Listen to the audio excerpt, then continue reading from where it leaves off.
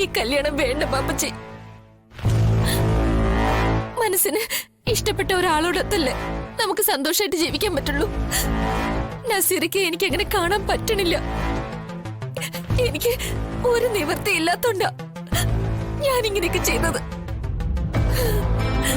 ഇനി ഇതിന്ന് രക്ഷപ്പെടാൻ നിങ്ങൾക്ക് എന്റെ മയ്യത്ത് കാണണമെന്നുണ്ടെങ്കിൽ ഞാൻ അതിനും തയ്യാറായിട്ടാ നിൽക്കുന്നത്.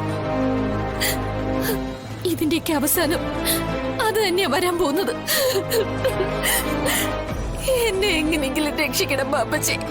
ഞാൻ എന്താ ബാപ്പച്ചി ചെയ്യണ്ടേ?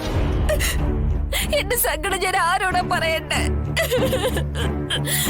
പറ ബാപ്പച്ചി. പാതി ചത്ത പോലെ ജീവിക്കുന്ന അയാളോട് പറഞ്ഞിട്ടേ എന്താ കാര്യം? ഇവിടെ കാര്യങ്ങളൊക്കെ തീരുമാനിക്കുന്നത് ഞാനല്ലേ. എന്റെ ഈ ശരീരത്തിൽ ജീവനുള്ള കാലത്തോളം നിന്റെ ഇഷ്ടം ഇവിടെ നടക്കാൻ പോകുന്നില്ല. എനിക്കിഷ്ടമല്ലാത്ത കല്യാണം നടത്താൻ നോക്കിയാ ഞാൻ ചത്തുകളയും.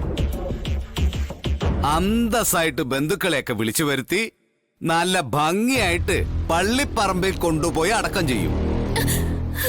റേഷൻ കാർഡിൽ നിന്ന് പേരും വെട്ടും. അതേ നടക്കൂ. ഒരാൾ എന്നേക്കുമായി ഒഴിഞ്ഞു. അങ്ങനെ ചിന്തിക്കൂ. നിന്റെ ഭീഷണിയൊന്നും ഈ അബൂബക്കറിന്റെ അടുത്ത് വേണ്ട. ഈ നിക്കാഹ് നിശ്ചയിച്ചുറപ്പിച്ചതുപോലെ ഞാൻ നടത്തും. ബാപ്പച്ചി പറയണത് കേട്ടില്ലേ ബാപ്പച്ചി? ബാപ്പച്ചിയുടെ നൂറിനെയാണ് ഈ പറയുന്നതൊക്കെ. പിന്നെ അയാൾ ഇപ്പൊ ഇവിടെ അങ്ങ് ഉഴുതു മറിക്കും. അയാളെ കൊണ്ട് ചെയ്യാൻ പറ്റുന്നതെല്ലാം അയാൾ കിടന്ന് ചെയ്യുന്നുണ്ട്. കരഞ്ഞ് കരഞ്ഞ് തലയണി നനക്കുന്നുണ്ട്. കഷ്ടം. പറയടി, അവനെവിടെ? നസീർ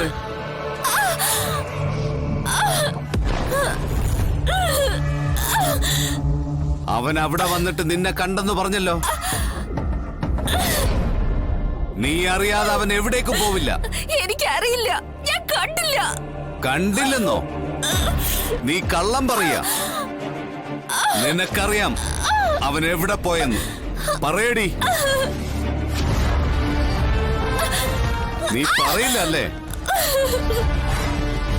എടോ സുബൈറേ, ഇവളെ കുടിച്ച വെള്ളത്തിൽ വിശ്വസിക്കരുത്. ഇവള് പിശാചു പിടിച്ച പെണ്ണ. ഇവൾക്കറിയാം